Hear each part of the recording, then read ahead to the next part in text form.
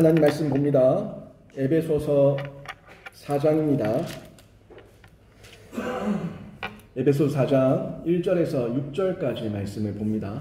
제가 오늘 16절까지 내용을 다루기는 할 건데 함께 교독하기는 1절에서 6절까지 말씀을 함께 교독하겠습니다.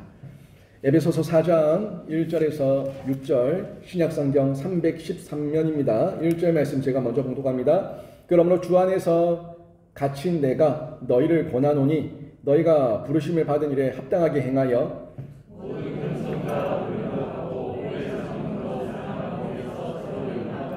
평안에 매는 줄로 성령이 하나 되게 하신 것을 힘써 지키라.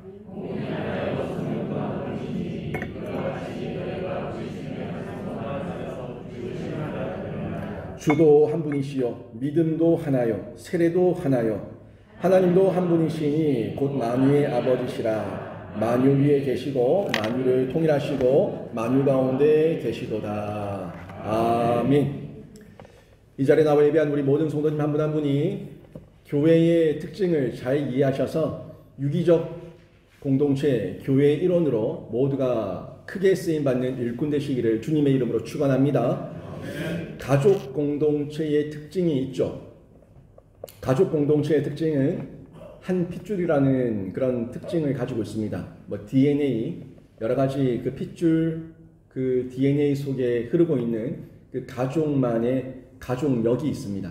그래서 참 희한하게 다른 두 남녀가 만나서 결혼을 하고 아이를 낳았는데 정말 신기하죠. 신묘막측하게 자녀가 태어나면 그 둘을 정말 빼닮아서 나옵니다. 어떤 모양으로든 빼닮아서 나옵니다. 저희 희준이를 봐도 어떤 분들은 아빠 꼭 빼닮았다고 얘기하는 사람이 있는가 하면 엄마를 많이 닮았다고 얘기하는 분들도 있습니다. 희준이를 보면 희준이 얼굴 속에 저도 보이고 저희 아내의 모습도 보이기 때문에 그렇게 이야기를 합니다. 습관이나 행동이나 코 모양, 발 모양 이런 것들까지도 하나하나 닮아서 저희가 봤을 때 그 핏줄이 참 무섭다라는 그런 얘기들을 할 때가 있지 않습니까? 여러 가지 몸의 특징들이 너무너무 비슷합니다. 이렇게 비슷하고 한 핏줄 가운데 한 피 받아서 한 가족된 가정 공동체 안에 갈등이 있습니까? 없습니까? 갈등이 있어요. 부모와 자녀 간에도 갈등이 있고 형제, 자매, 남매들 간에도 여러 가지 갈등이 있어서 서로 간에 싸우고 다투고 또 몸싸움도 하고 법정에 서기도 하고 이런저런 모습으로 가정 공동체에도 갈등이 있고 다툼이 있다는 것을 저희가 현실적으로 보고 있습니다. 이유가 뭐겠습니까? 분명히 같은 부모 밑에서 태어나서 같은 DNA를 가지고 있고 같은 핏줄을 가지고 있는데 가족들 간에 그렇게 다투고 싸우고 하는 이유가 뭐겠습니까? 부모의 마음은 또 주변 사람들이 보기에는 저렇게 한 가족이면 좀 사랑하고 우애하고 이해하고 용서하고 좀 배려하고 용납하고 그렇게 잘 살면 좋겠는데 가족 돼서 저렇게 싸우고 지지고 볶고 뭐 하는 짓이냐 하는 이런 혀를 차면서 참 안타깝게 바라볼 때가 있습니다. 그 이유는 각자의 주장이 다 강하기 때문이죠. 자기 주장을 굽히지 않으니까 내 사고, 내 가치관만이 맞다고 고집을 하니까 거기서 하나가 되지 못하는 거예요. 분명히 외형적으로 겉으로는 한 핏줄 그렇게 얘기할 수 있겠지만 이 마음이 하나가 안 되는 거예요. 마음의 동질감을 느끼지 못하니까 그저 자기 말만 하는 겁니다. 자기 말만 하는 사람들과는 대화가 안 되죠. 그 대화가 안 되는 게 아무리 내 핏줄이라고 하더라도 내 가족이라고 하더라도 자기 말만 하면은 대화 안 됩니다. 그래서 그 안에서 이 싸움이 생기고 다툼이 생길 수밖에 없습니다.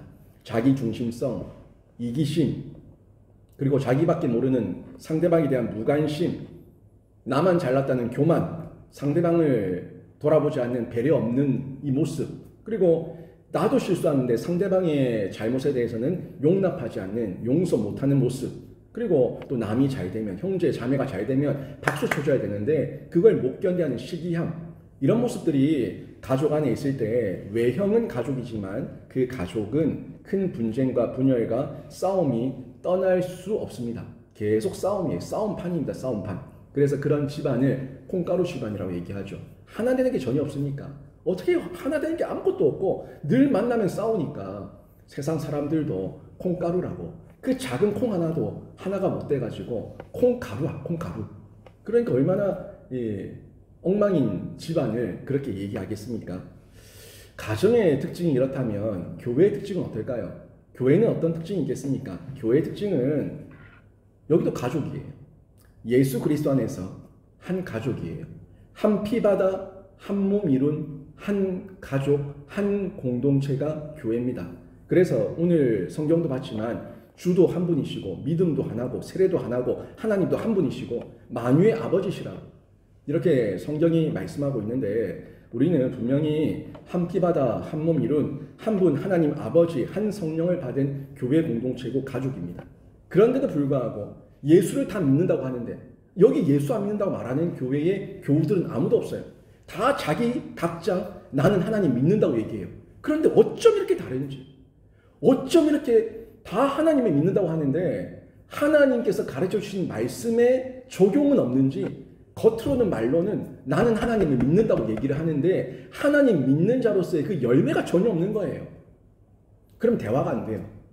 분명히 자기 말로는 하나님을 믿는다고 하지만 대화가 안 되니까 하나님의 가르침대로 이 가르침 앞에 순종하는 순종의 질서가 있어야 되는데 그 순종의 질서가 없으니까 대화가 더 이상 되지 않고 그저 교만과 자만, 이 신앙적 교만이에요.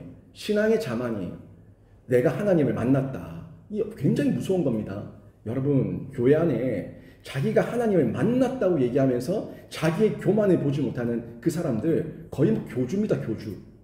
거의 이단급이에요. 말 안 통합니다. 이런 사람 누가 쳐서 복종케 합니까? 사람이 할 수 있는 게 아니에요. 그래서 이런 사람들이 교회 안에 들어와서 한 명, 두 명 터줏대감 역할을 하기 시작하면은 교회는 갈등이 커져요. 그런 사람이 장로가 돼요.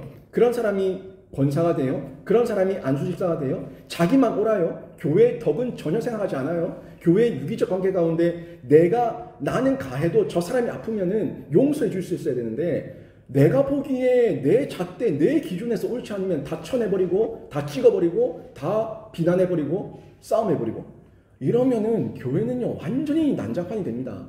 이런 교회들 한국에 많아요. 그런 교회를 콩가루 교회 전혀 하나됨이 없어요. 그런데 외형은 교회야. 외형은 교회라고 얘기하고 다 자기 각자는 하나님 믿는다고 얘기하는데 하나님 믿는 그 열매가 그 교회에서 드러나지 않아요. 굉장히 심각한 교회의 갈등을 저희가 한국 교회 안에서 볼 때가 많이 있습니다. 이유가 뭐겠습니까? 하나님을 만났다고 말은 하는데 그 안에 진짜 성령님이 없어요. 그러니까 교만합니다. 시기합니다. 질투합니다. 자신의 고집과 아집을 꺾지 않습니다. 질서에 순종하지 않고 자기 중심성 가운데 들이박습니다. 그래도 최소한 교회에 당회가 있고 또 당회장이 있고 교회 질서 아래서 하십시오 하지 마십시오 이러면 안 됩니다. 어떻습니다. 권면하고 가르치면은 당회와 장로와 목사 앞에 그래도 따라하는 신용이라도 해야 되는데 신용도 안 합니다. 이런 사람들은요. 당신만 잘났냐? 당신만 장로냐? 당신만 목사냐? 이런 식으로 들이받기 시작하면은 그 교회는 콩가루 교회가 되는 거예요. 질서 절대 세워지지 않습니다. 가정이나 교회나 영적으로 육적으로 모두 공동체, 가족이라고 얘기는 하는데 육적 공동체든 영적 공동체든 그 안에서 바른 질서와 그 순종과 하나님의 창조의 질서 가운데 윗사람에 대한 나를 지도하는 자에 대한 그 영적인 면에서의 이 순종이 일어나지 않으면 순복이 일어나지 않으면 결국 그 모습은 바른 가족, 바른 공동체라고 말할 수가 없죠. 이런 가정, 이런 교회 우리가 이 시대 가운데에서 쉽게 볼 수 있는데요. 그 이유가 뭐겠습니까? 이유는요. 방금 다 말씀드렸지만 최종적으로는 근본적으로는 죄성이에요. 인간의 그 죄성 때문에 계속해서 육체적인 가족도 갈등을 겪고 영적인 가족도 갈등을 겪으면서 아파한다는 겁니다. 이 공동체의 하나됨은요 서로의 다양성을 파괴하는 게 아니에요. 뭐 그렇다고 제가 자녀들이 부모를 닮아서 태어났지만 또 기질과 성향이 다 다른데 무조건 부모 말씀에 순종해라, 이게 아닙니다. 성도들도 다양한데 무조건 목사와 당회의 그 명령 앞에 순종해라, 그게 아니에요. 순종해야 될 본질은 분명히 순종해야 되지만 다양성에 대해서는 유기적인 관계 안에서 아름다운 하모니를 만드는 거예요.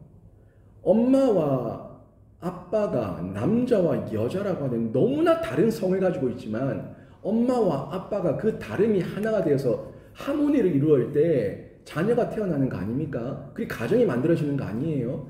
모든가 획일적으로 남자면 남자, 여자면 여자, 모두를 획일적으로 다 뭐 붕어빵 찍어내듯이 기계화해서 제품을 만들어내겠다는 게 아니에요. 다릅니다. 다르지만 다른 그 조합들이 하나가 되어서 하나의 기능을 감당해야 될 거 아니에요. 가정의 기능, 교회의 기능, 그 기능은 감당할 수 있어야 되는데 그 기능을 감당하지 못하게끔 그 본질을 훼손시키는 것, 여기에 대해서는 안 된다는 겁니다. 여기에 대해서는 하나님의 창조의 질서고 성경의 질서 가운데 하나님께서 만드신 공동체 딱 두 가지 아닙니까? 교회와 가정. 교회와 가정은 하나님께서 주신 질서가 있다고요. 그 질서 아래에서 순종해야지만 가정이 가정되고 교회가 교회되는 거예요. 세상에 뭐 정당이라든지 회사라든지 이런 것들은 이권 싸움과 어떤 자기의 어떤 그 주식 같은 어떤 그 분량에 따라 가지고 의결권이 다르게 있겠지만 그 사람에 따라서 이끌어갈 수 있어요. 얼마든지 바뀔 수가 있어요. 그런데 교회는 그렇지 않아요. 교회는 아무리 하나님 말씀을 반대하는 사람들이 많이 모였다고 하더라도 그 사람들이 하나님 말씀 앞에 순종하게끔 가르쳐야 되는 곳이 교회지, 하나님 말씀을 적대하는 사람들이 더 많이 모였다고 그 사람들의 의결권이 더 많다고 하나님 말씀을 버릴 수 없습니다. 그럼 그때부터 교회는 교회가 아닌 거예요. 교회는요, 하나님의 질서, 가정과 교회를 만드셨던 그 질서와 목적에 맞게끔 유기적으로 그 본질을 버리지 않는 범위 안에서 유기적으로 아름답게 하모니를 만드는 것, 이게 바른 공동체라는 거죠. 근데 이렇게 뭐 하나됨을 얘기하면 자꾸 다양성을 파괴한다. 왜 나의 기질과 나의 성향과 나의 나됨을 왜 무시하냐? 무시 안 합니다. 무시하는 게 아니라 그건 자기의 착각이에요. 그 자기가 주장하는 그 다름이 교회의 본질을 훼손시킬 수 있기 때문에 그걸 고치라는 건데, 그걸 깨닫지 못하고 나를 무시했다?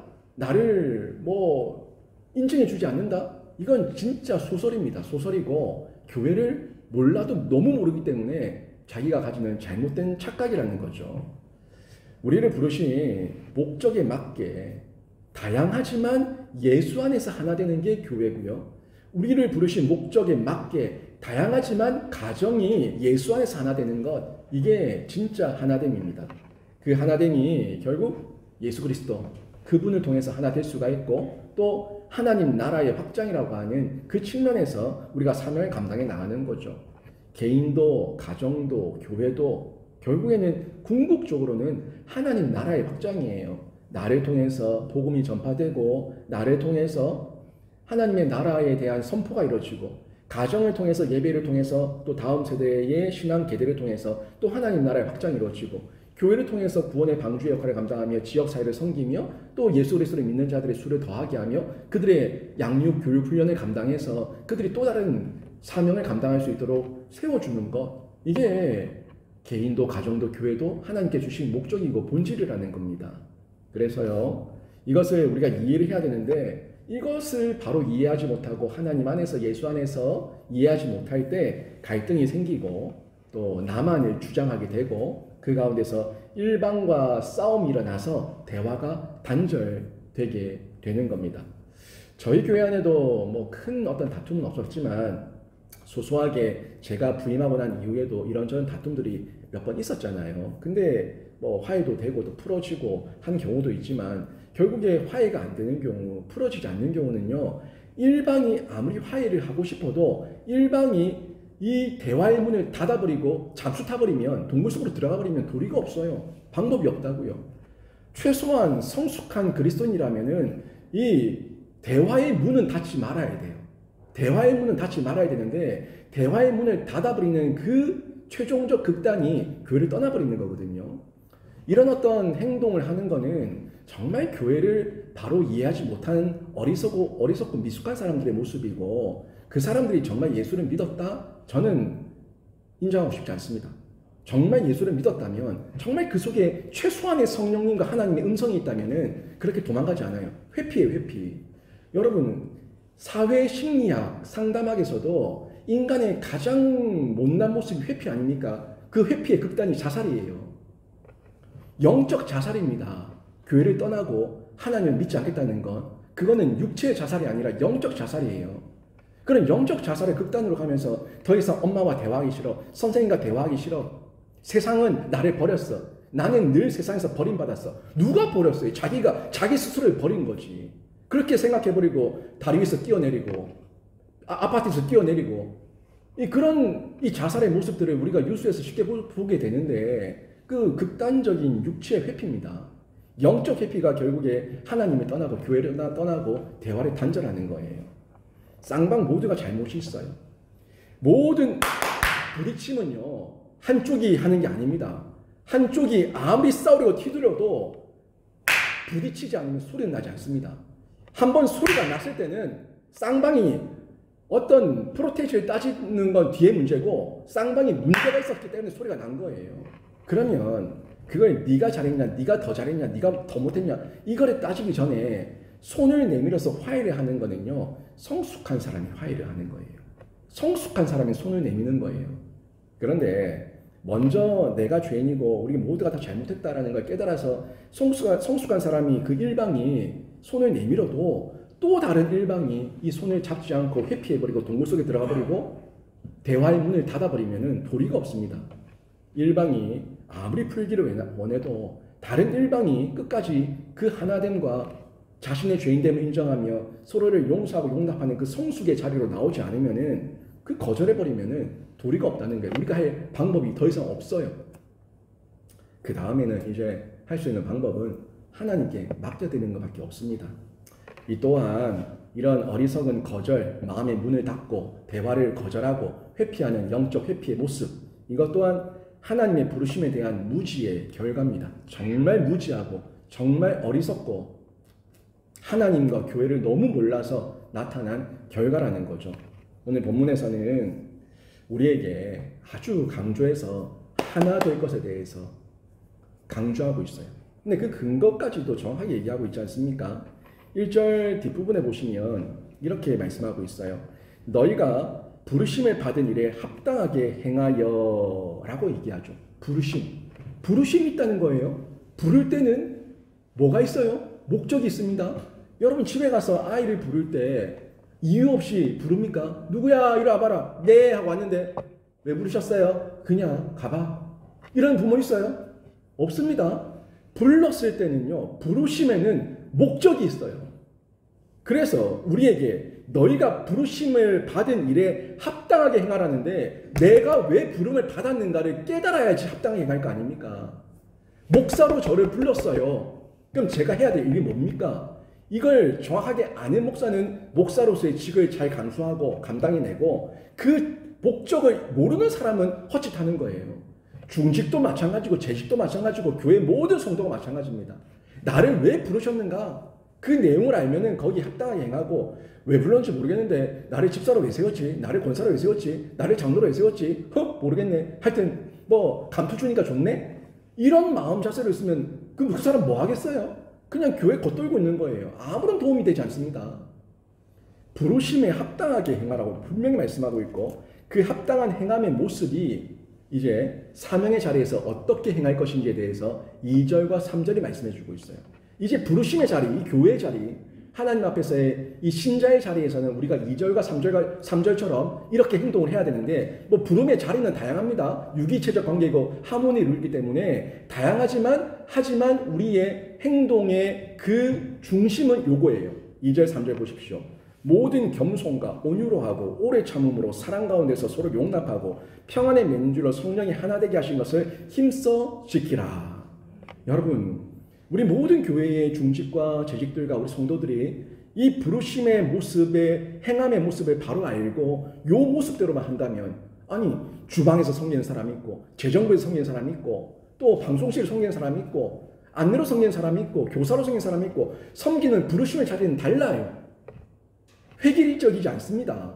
모두 다 주방가 있고 모두 교사하고 그러지 않아요. 다 다양하게 유기적인 모습으로 다양성을 가지고 있지만 그 부르심은 결국 목적은 뭐예요? 교회를 세워라. 하나님 나라 확장해라. 하나님의 몸된 교회를 더욱더 거룩하게 드러내고 이웃들에게 본이 되게 하고 예수 생명 흘러가게 하라. 요거 아닙니까? 그럼 그때에 나를 쳐서 복종케 하는데 왜 내 승질이 안 나겠어요? 여러분, 저는 목회하면서 승질 안 날 것 같아요. 네? 저는 승질 안 날 것 같아요. 저도 보고 있으면 속에 불이 막 그냥 미칠 것 같아요. 잠이 안 와요. 그런데도 불구하고 냉수 벌컥벌컥 마시면서 저도 참아요. 인간으로는 참을 수 없지만 하나님께서 참게 하시니까 참는 거예요. 그 승질 다 내고 욕 다 해버리고 멱살 잡고 할 말 다 해버리면 여기 성도가 누구 남아있겠습니까? 다 나가버리지. 저 목사 성질 지랄 맞다 싶어. 다 나가죠. 누가 있겠어요? 제가 얘기하잖아요. 제가 속이 화염을 맞아서 불탈지라도 제가 성도와는 싸우지 않겠습니다. 제가 이 강단에서 할 말 다 하지만 내려가서 저한테 욕설을 하든 뭘 하든 제가 그분한테 똑같이 멱살 잡지 않고 똑같이 욕설하지 않고 똑같이 하지 않겠다고. 저는 다르니까. 그렇게 하면 안 되니까. 그게 제 본분이니까. 삭힐 수 있는 사람, 성숙한 사람이 삭히는 거예요. 감정 없는 사람은 없어요. 그때 필요한 게 뭡니까? 겸손이 필요하고 온유가 필요하고 오래 참음이 필요하고 사랑이 필요하고 서로 용납함이 필요하고 평안이 필요하고 무엇보다 성령께서 나와 하나가 되어 주셔야지만 이 일을 감당할 수가 있다는 거예요. 우리가 속한 공동체의 갈등은요, 결국에 2절 3절에서 나오는 이런 점들이 결여되거나 부족할 때 발생합니다.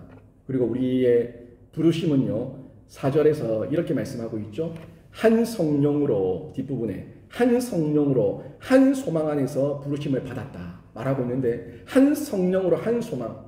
그러니까 각자의 모습은 다 달라요. 저는 사업을 통해 하나님 영광 드러내겠습니다. 저는 의사가 되어서 사람의 생명을 살리면서 하나님 영광 드러내겠습니다. 저는 교사가 되어서 또 열심히 아이들을 가르치면서 하나님 영광 드러내겠습니다. 저는 또 요양보호사가 되어서 또 어려운 사람들 도우면서 하나님 영광 드러내겠습니다. 아니, 각자의 모습은 다 다르다니까요. 무슨 일을 하든지 모습은 다르지만 부르심의 한 소망은 같아요. 그 뭡니까? 미션이에요. 미션이 같다니까요. 하나님께서 우리에게 주신 미션, 생명사역이에요. 천국 복음으로 사람을 살리고 키우고 고치는 그 미션, 그 미션을 우리가 가지고 이 미션을 각 사람의 비전으로 만드는 거예요. 각 사람의 비전이에요. 각 사람이 주신 은사와 재능에 따른 비전이에요. 그 비전을 한 단계 우리가 다듬어 가면서 그 사명 가운데 쓰임받게 되는 거죠. 우리의 소망이 결국에 이 미션이 하나예요. 꿈과 비전이 하나고 같은 하나님 나라의 역사를 쓰고 그 하나님 나라를 확장하고 있다면 우리가 하나됨을 이루어야 한다는 그 이유는요, 여기에 있습니다. 아니, 내가 왜 저 사람 용서해야 돼요? 아니, 나는 화나 죽겠는데 내가 왜 저 사람 용서해야 돼요? 나로서는 안 되죠. 나로서는 안 되지만 한 소망, 한 성령 안에 있다면 하나님 나라의 확장과 교회의 덕을 위해서 나는 안 되는데 교회를 위해서 할 수 있는 게 그게 하나님의 미션을 진짜 정확하게 알고 있는 사람이에요. 이 교회에 그렇게 마음이 안 된다고 박차고 나가서 다른 교회 가면은, 더 큰 교회 가면은 그런 사람 없을 것 같아요. 더 큰 교회 가면 더 많아요. 더 많아요. 우리 교회는 굉장히 모범적인 교회입니다. 우리 교회는 굉장히 순하고요, 성도들이.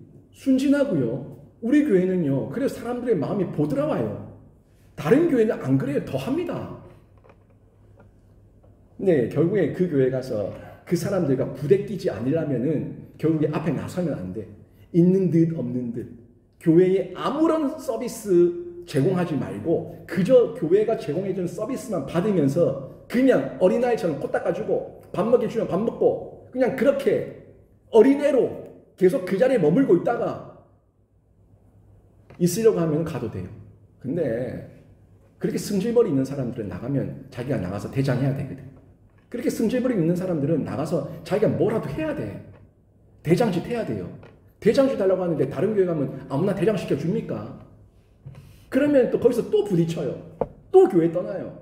평생을 이 교회 저 교회 놔돌면서 그러면서 신앙에 방황하는 거죠. 인생에 방황하는 거예요.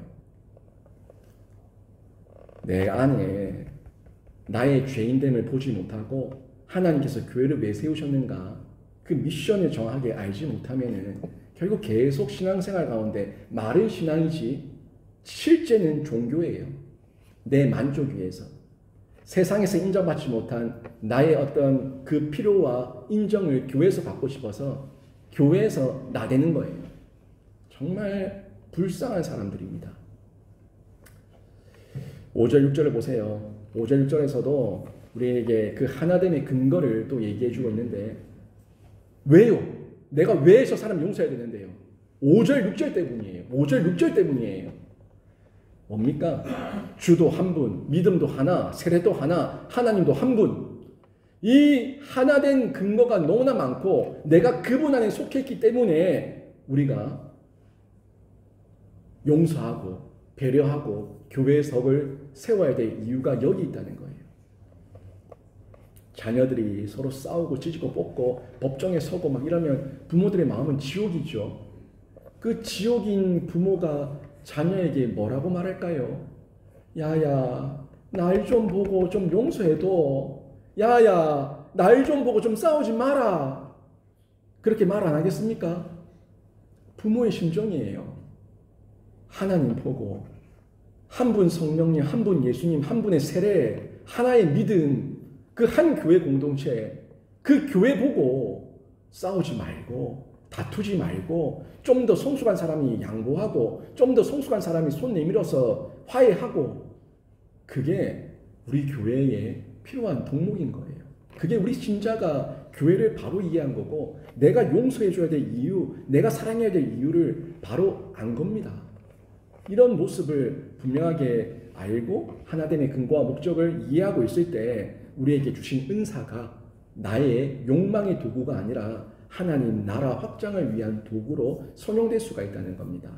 또 잘하는 사람이 있을 때 나보다 뛰어난 사람이 있을 때 그 사람을 시기하지 않아요. 또 조금 못하는 사람이 있을 때 무시하지 않습니다.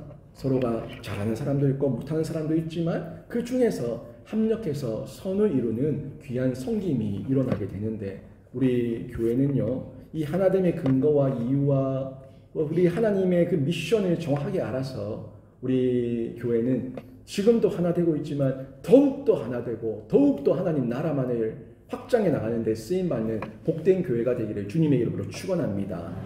7절에서 10절까지 말씀을 보면요. 여기에 그 은사를 주신 분이 누구신지 말씀해 주고 있어요. 우리에게 7절 보시면 우리 각 사람에게 그리스도의 선물의 분량대로 은혜를 주셨나니 나오죠. 선물의 분량대로 은혜를 주셨다. 이게 은사예요.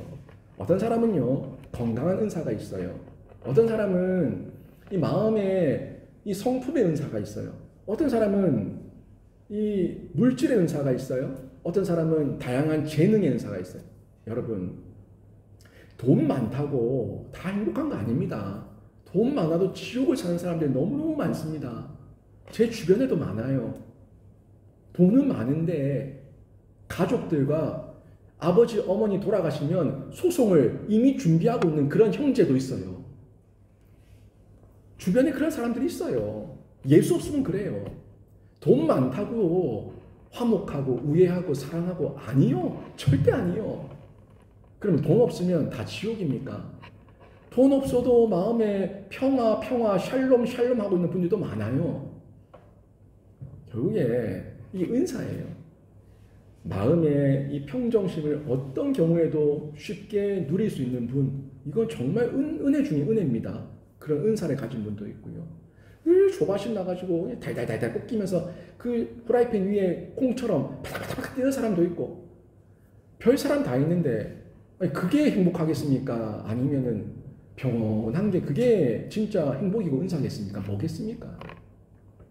다양한 은사를 주셨는데 이 은사를 나에게 없으니까 상대방의 은사가 커 보이고 또 부러워 보이는데 부러워할 거 없어요. 내 안에 나에게 주신 은사를 잘 발견해서 잘 선용하시면 되고요. 나 안에 부족한 게 있어서 내 마음에 조급함이 있다면 그 조급함을 하나님 앞에 기도하면서 다듬어 가면 돼요.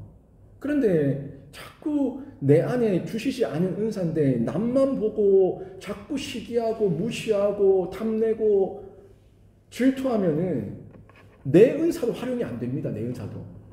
자기의 은사 주심에 감사하면서 그 선물의 분량대로 저희가 잘 선용하는 거, 잘하든 못하든 그게 중요한 게 아니에요. 교회는 하모니예요. 하모니. 하모니이기 때문에 못해도 잘해도 합력해서 선을 이루고 결국 못해도 잘해도 교회를 통해서 드러나는 분은 예수 그리스도밖에 없습니다. 잘하고 못하고 해서 이게 결국에 어떤 사역을 끝내고 행사를 끝내고 나서 니 잘했네, 니 못했네, 와 저 장로님 진짜 잘했다, 박수! 이거 정말 하나님 영광 다 가리는 거예요. 뭘 잘했든 간에 뭘 못했든 간에 최종적으로는 하나님께 모든 영광 올려드립니다. 이게 교회의 최종적 궁극적 목적이어야 된다는 거예요. 각 개인에게 다양한 은사를 주심은 교회를 한 몸으로 이루라고 하나님께서 다양한 은사를 주셨습니다. 이 교회 하나됨은 구성원들의 다양성을 무시하지 않습니다. 그 다양성이 있기 때문에 하나됨을 이뤄가는 거예요. 자동차도 보세요. 자동차 그냥 본네트 문 열고 여러분 마음대로 그냥 나사 몇 개 풀어보세요. 차 어떻게 되는가? 모든 것이 다 다른 모양이고 다른 기능이지만 그게 유기적으로 연결되어서 자동차가 굴러가는 거예요. 내가 브레이크를 밟으면 서고 내가 악셀을 밟으면 가고 내가 기어를 바꾸면 기어가 변환이 일어나고 다 그 기능 따라 움직이는 거예요. 그게 유기적인 거예요. 유기적인 거. 결국 은사는요, 하나됨을 위해서 하나님께서 주신 선물입니다. 은혜입니다. 그게 직분이 되기도 하고요. 또 우리에게 다양한 모습으로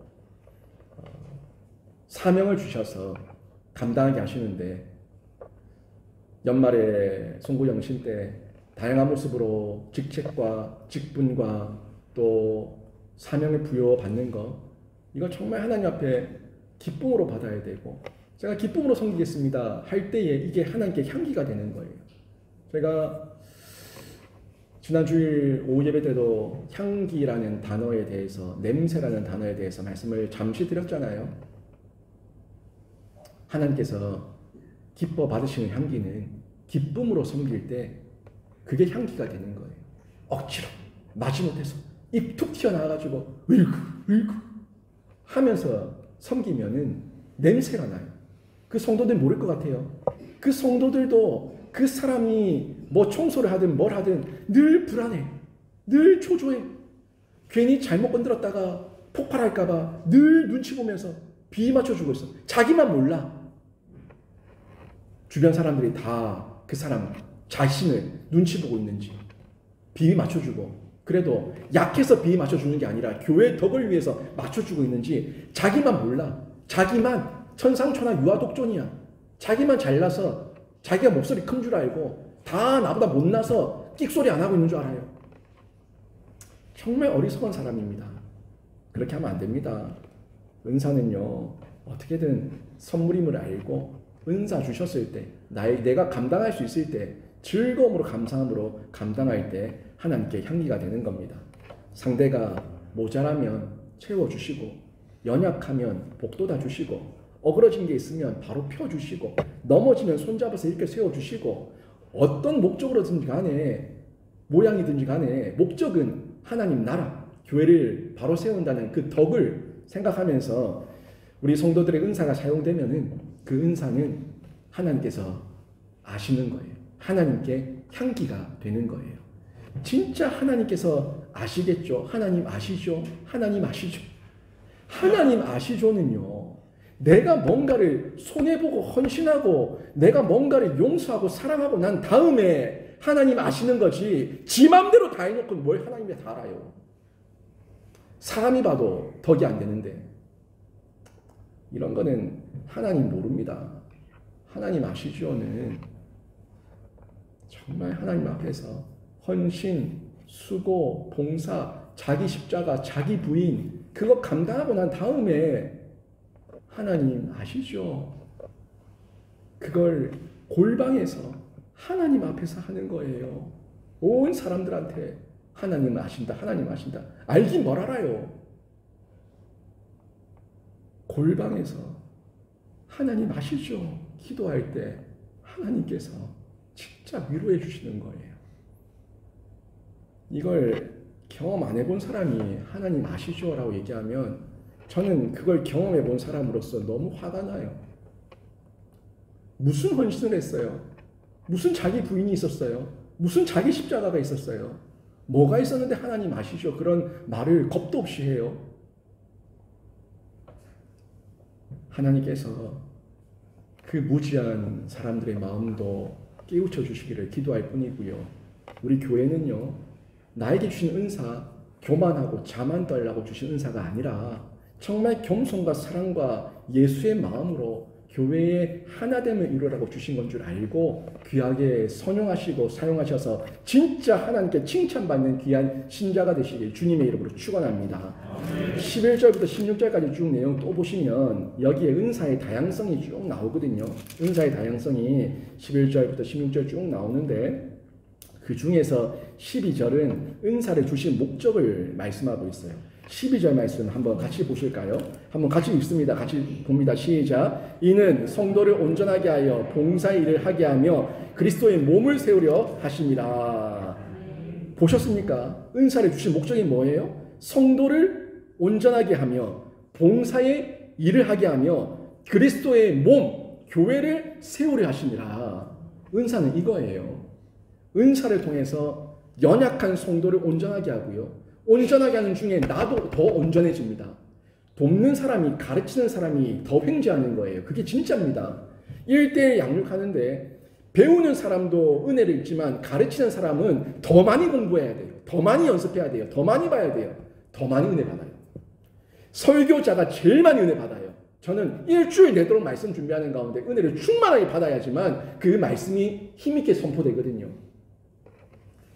듣는 청중도 은혜를 입지만 말씀을 전하는 목사의 특권이 있어요.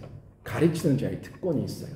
그게 함께 서비스를 받고 서비스를 하는 중에, 봉사를 하는 중에 성도가 온전해진다고요. 서로 간에, 쌍방 간에. 그리고 쌍방 간에 함께 그렇게 많은 그룹들이 점점 더 건강해지고 성장하게 되면은 그리스도의 몸, 교회가 건강해지게 되는 겁니다. 이걸 우리 주님께서 가르쳐 주고 있는데요. 특별히 여기 보세요. 세우려 하심이라, 세우려 하심이라. 그리스도의 몸을 세우려 하심이라. 이 세운다는 말씀에 주목 한번 해보세요. 교회에서 뭘 세우겠습니까? 교회에서는 빌딩 세우는 게 아니라 성도를 세우는 거예요. 성도가 세우고 성도가 필요에 따라서 건물도 세울 수 있는 거지만 건물 세우는 게 목적이 아니라 교회의 목적은 먼저 성도를 세우고 성도들 더 깊은 교제와 더욱더 폭넓은 교회 사역의 확장을 위해서 빌딩도 세우는 거예요. 교회는 성도를 세우는 거고요. 가정은 자녀를 세우는 겁니다. 다 사람 세우는 거예요. 천국 복음으로 사람을 살리고 키우고 고치는 것. 그게 영혼 세우는 거고 사람 세우는 거고 성도 세우는 거고 자녀 세우는 거예요. 그렇게 세우는데 그 세워진 한 사람 한 사람이 그리스도의 몸이 되는데 그리스도의 몸을 더욱더 건강한 몸으로 건강한 교회로 하기 위해서 온전하게 하라고 은사를 우리에게 주셨다는 겁니다. 11절에서는 그 은사의 다양성 중에 언급하는 직분들이 몇 가지가 있죠. 보십시오. 사도가 나오고요. 또 선지자가 나오고 복음 전하는 자가 나오고 목사와 교사가 언급되고 있어요. 근데 여기 보시면 사도, 선지자, 복음 전하는 자, 목사, 교사 이 사람들의 공통점은요. 다 가르치고 지도한다는 직분입니다. 저는 지도자 아닌데요. 아니요. 어떤 경우에든지 사람은 누군가에게 영향을 끼칠 수 있는 위로 올라가게 돼 있어요.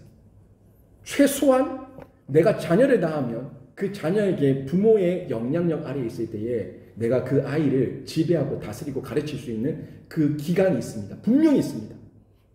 또 내가 직장에 꼭 CEO가 아니더라도 대표가 아니더라도 먼저 온 선임으로서 누군가에게 보여줄 영향력, 누군가에게 뭔가를 전달할 수 있는 귀한 권한이 주어질 때가 어떤 모양으로든 있어요. 그래서 사도, 선지자, 복음 전하는 자, 목사, 교사 이런 걸 우리가 그냥 쉽게 볼 것이 아니라 우리가 정말 하나님의 몸된 교회를 세우기 위해서 어떤 자리에 있든 어떤 위치에 있든 나는 복음을 전하기 위한 준비를 하고 있었는가? 사도로, 교사로, 복음 전하는 자로 내가 전할 자세와 준비를 하고 있었는가? 우리가 점검해 봐야 되는 거죠. 우리의 모습들. 분명히 다양성이 있기 때문에 다르지만 우리가 해야 될 미션이라는 부분에서 비슷한 점이 있어요. 다르지만 비슷하고 비슷하지만 달라요. 그 부분들을 저희가 잘 이해를 하고 궁극적으로는 주님의 몸된 교회를 세운다라는 미션에 대한 명확한 이해와 이 통찰이 있을 때에 우리가 갈등을 방지할 수가 있습니다. 이 갈등은 결국 이런 이해가 약화되고 이해에 대한 범위가 협소할 때에 나만 주장하니까 갈등이 일어나고 또 마찰이 일어나고 다툼이 일어날 수밖에 없는 거죠. 그리고 어떤 모양으로든 누군가의 영향력 있는 위치가 되었을 때는 군림하는 자가 되면 안 됩니다. 그 사람에게 선한 영향력을 드러내야 되는데 그 영향력은 일상에서 드러나잖아요. 일상에서 드러나는 것은 평소에 내가 다듬어져 있지 않으면 언제 어디서든 나의 옛 모습이 드러날 수 있어요. 그래서 일상 늘 주님을 섬기고 따르고 말씀을 듣고 배우고 이해하고 기도하고 하는 이 모습 가운데 일상 가운데 나의 미션과 비전과 내가 이 은사를 통해서 어떻게 하나님 영광 드러낼 것인가에 대한 깊은 고민이 오랜 시간 동안 기도하며 신앙 여정 가운데 다듬어져 있어야지만 이게 흘러가는 통로가 될 수 있다는 거죠.